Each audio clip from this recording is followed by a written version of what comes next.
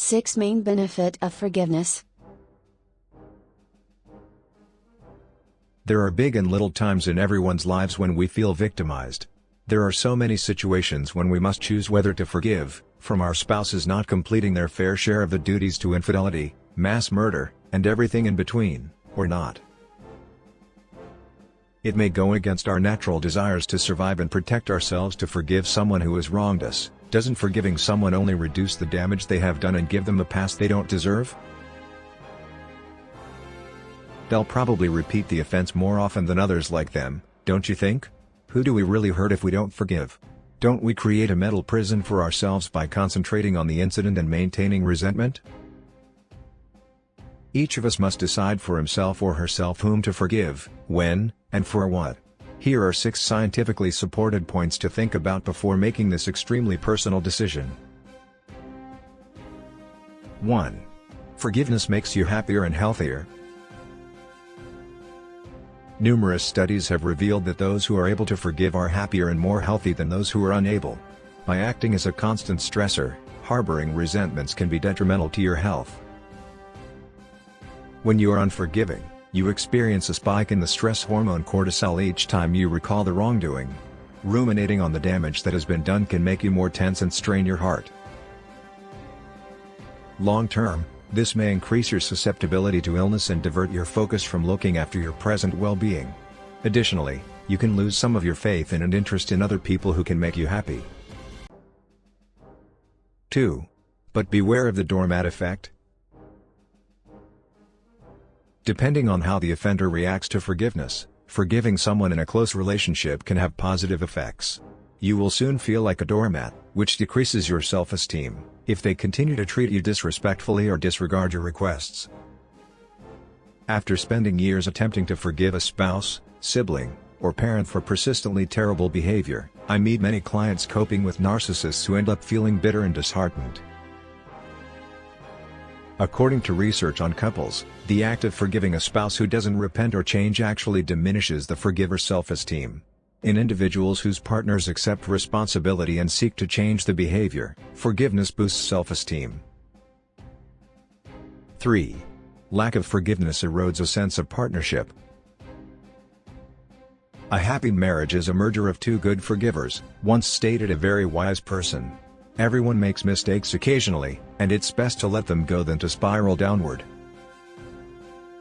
According to research, unforgiving couples become competitive and concentrate on being right and winning disputes rather than cooperating.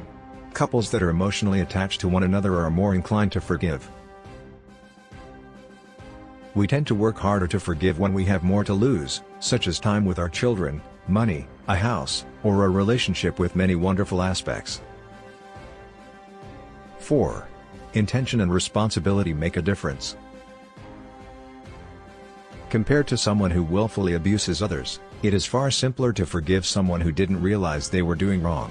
Additionally, we are more ready to provide forgiveness if we see the behavior as the result of external circumstances rather than personal choice.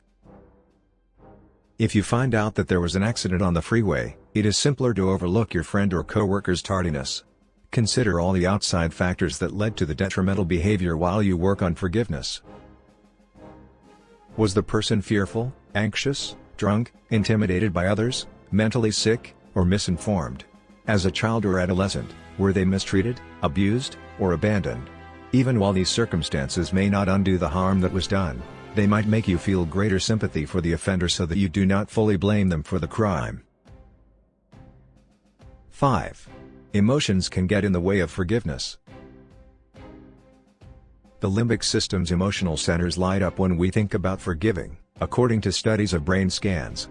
According to research, it is more difficult to forgive while one is feeling any kind of unpleasant emotion, such as anger or hurt.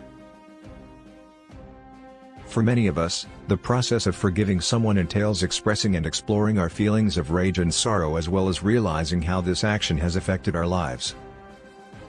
6. Choosing forgiveness can be an act of empowerment. Although for some people it does, forgiving does not always imply forgetting or even allowing an act to go unpunished. Even if we emotionally forgive someone, we may still believe that they should suffer the consequences. Or perhaps we still feel the urge to shield potential victims.